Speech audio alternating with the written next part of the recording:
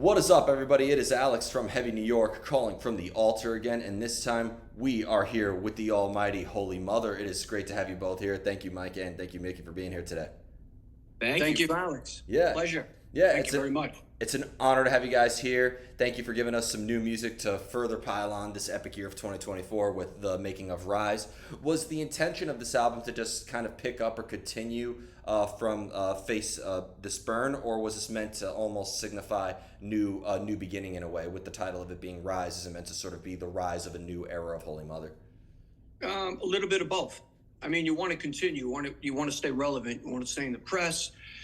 You know, Holy Mother's been around a while, but we took an 18-year hiatus. So that didn't help with the fan base, especially during that time. That was when it was really prevalent to, YouTube and all that kind of stuff. But yeah, Face This Burn came out after 18, 19 years or whatever.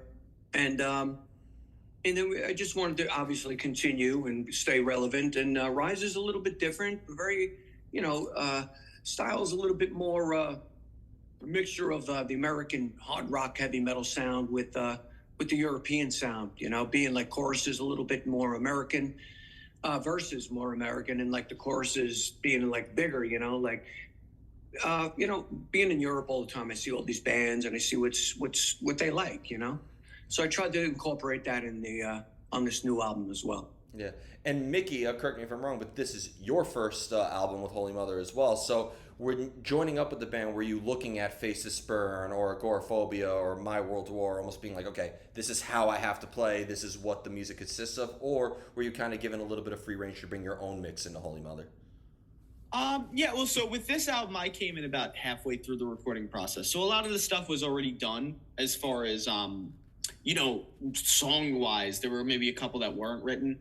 I came in, I did rhythms on, I did a little bit of overdubbing rhythms. Mike did pretty much all the rhythms.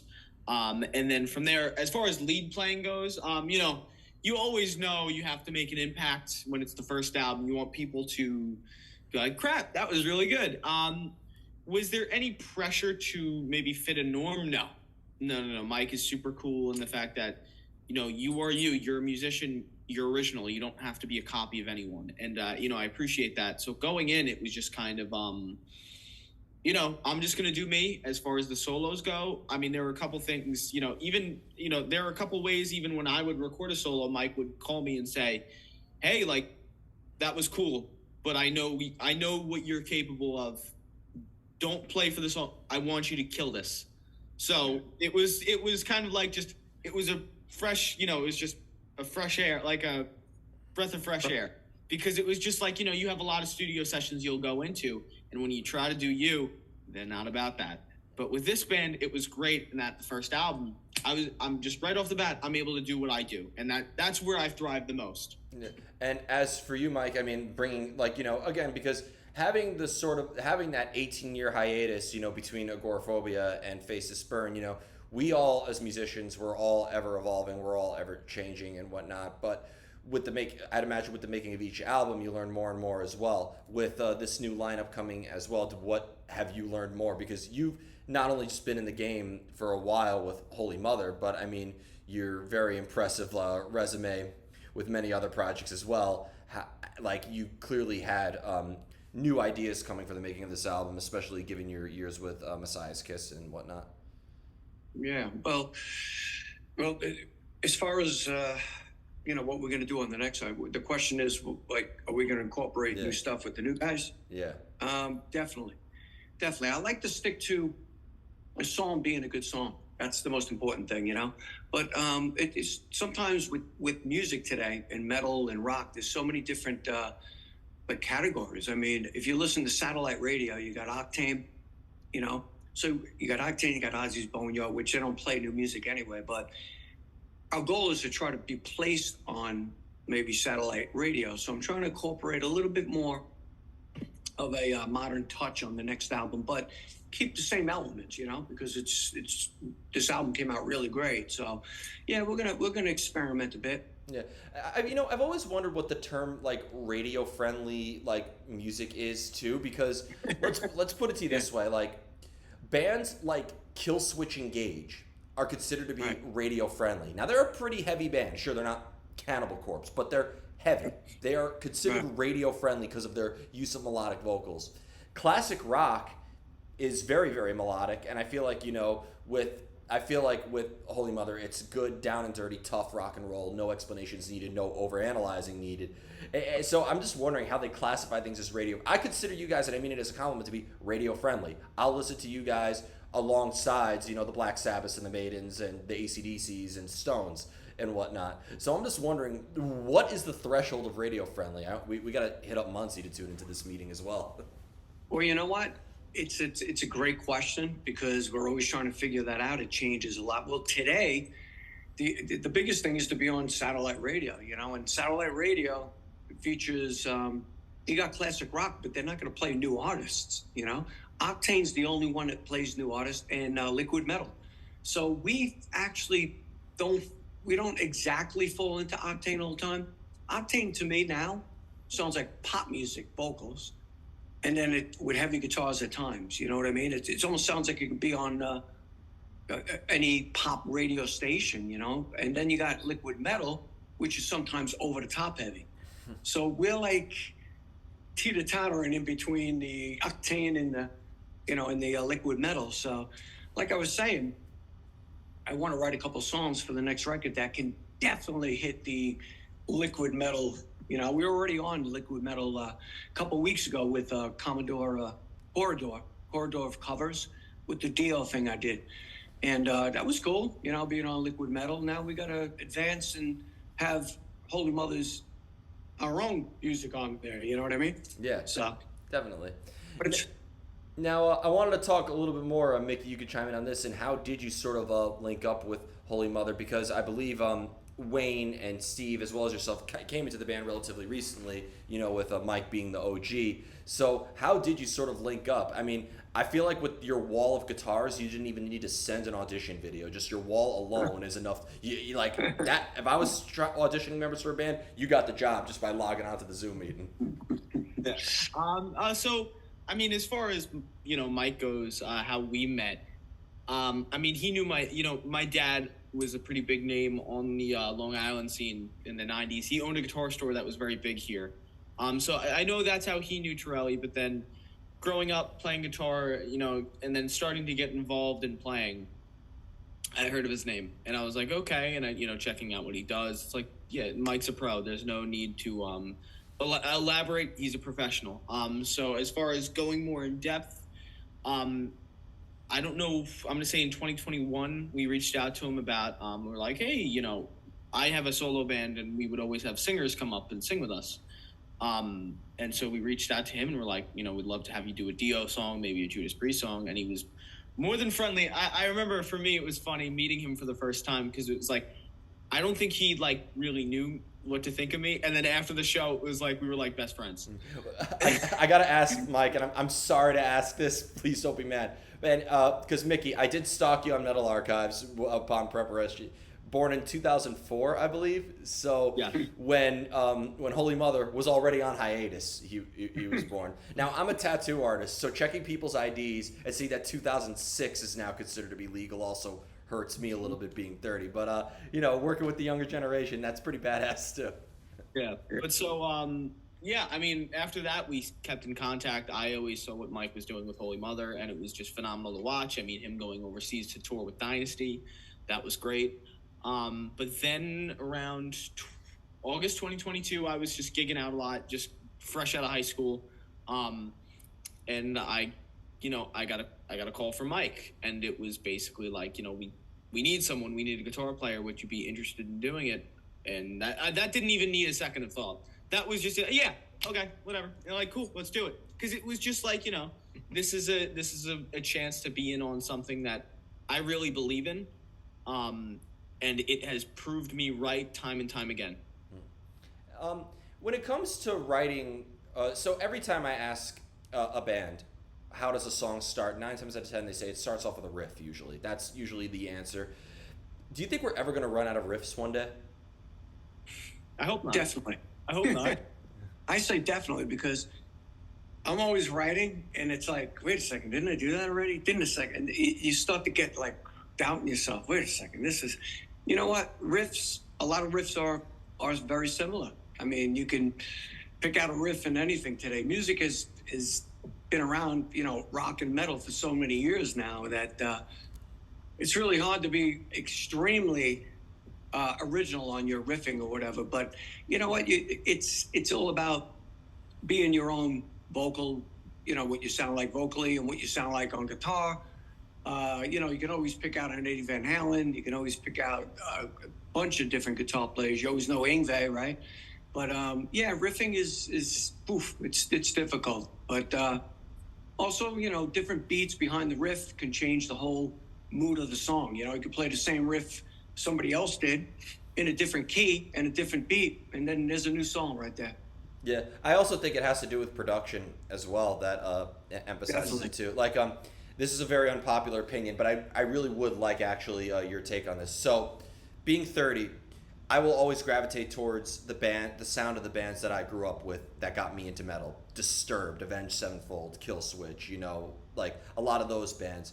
And I would still to this day, I love the old school artists, but I'll still gravitate towards these newer artists over a Sabbath or a Dio or a Maiden or a Priest, only because the production makes it so much more digestible. Like, for at least for me, I know I'm making stomachs turn right now by saying this, but the reason why is because music that has growling and screaming and just a lot of distortion, but I still digest it easier than a lot of classic rock music that doesn't have the production quality that I was pretty much born into in a way. Right. So I'm just yeah, and I'd imagine too, Mickey, you came from a closer generation to me as well, so you kind of grew up in an era of good production as well. So it's funny you say that because there was a band on Octane the other day. I think it was an all-girl band. Well, yeah, it was, but I'm kind of thinking. But the production, I had to hear it again. Like the drums, the guitar, everything is just like, music is perfect today. You got so much ability to use modern technology, and it's amazing what you could do. What's the name of the band? I don't remember the name of the band. Poppy, they're called. Oh, Poppy. I don't know if you ever heard. Yeah, I like Poppy. I'll tell you, when I heard "No One Gets Out Alive," what's the name of that song? "No Way Out," it's called. Yeah.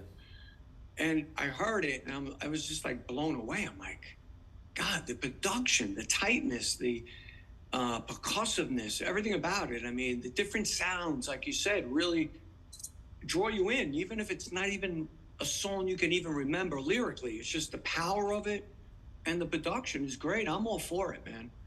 Disturbed always had great production.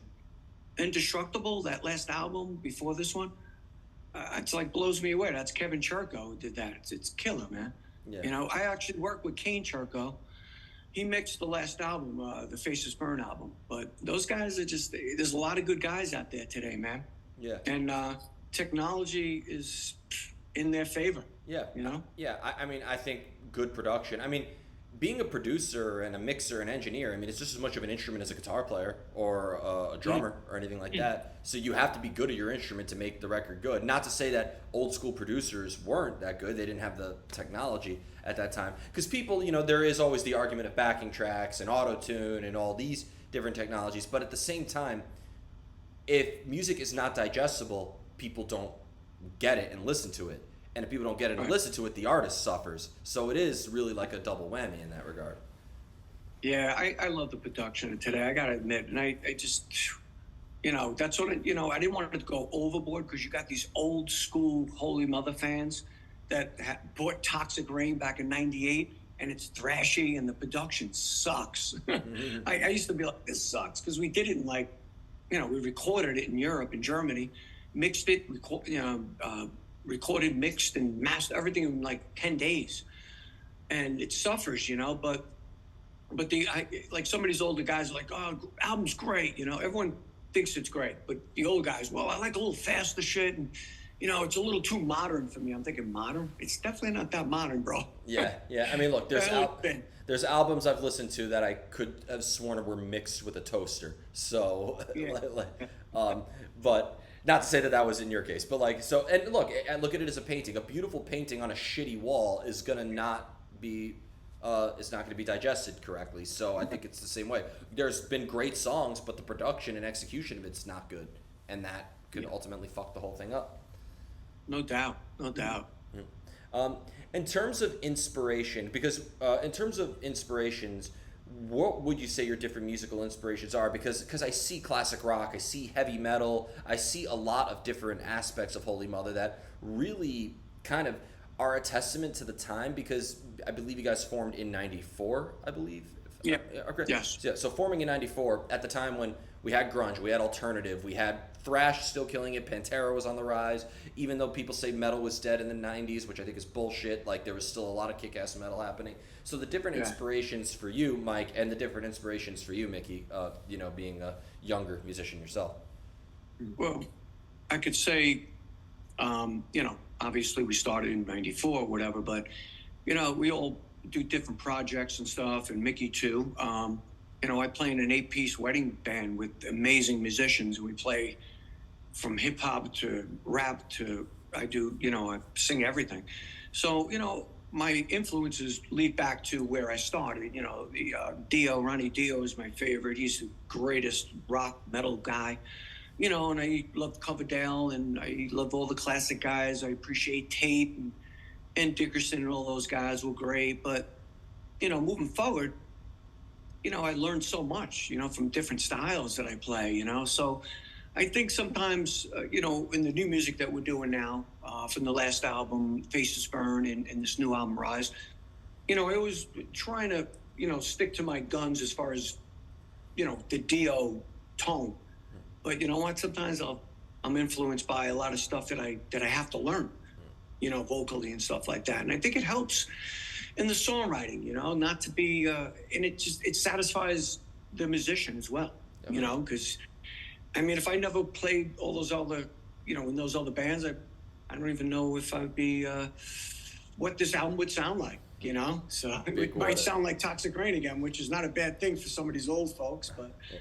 And Mickey, you and I are fairly similar in the fact that we're both sons of guitar store owners. My father being a music store owner myself, so having that access all the time. I mean, it gets overwhelming, but you can't freaking complain about that. So, what was your sort of gateway into music coming from the guitar store background, if you will? Well, so as far as my gateway, honestly, I've been around music my whole life. My dad actually sold his guitar store before he had me. Okay. So he owned it from around, I think, 91 to 2000, something like that, or 99. So I wasn't even in the picture at the time. But I grew up always having music around, whether it was Maiden, whether it was Van Halen, Pantera, Priest. It was always on. I didn't pick it up till about 12. Before that, and even into some of that, I was a competitive ice hockey player for most of my life. Oh, hell yeah. So I did a lot of that until I got a pretty bad concussion, put me out, and I decided to pick up music. But as far as, I've always been around it, and influences for me have always been guys like Van Halen, Paul Gilbert, Jason Becker, Yngwie Malmsteen, the list, DeMartini. I have a DeMartini tattoo on my arm. I'm a huge DeMartini guy as well. But then there's also I was taught under a guitar player, Jackie Vincent from Falling in Reverse.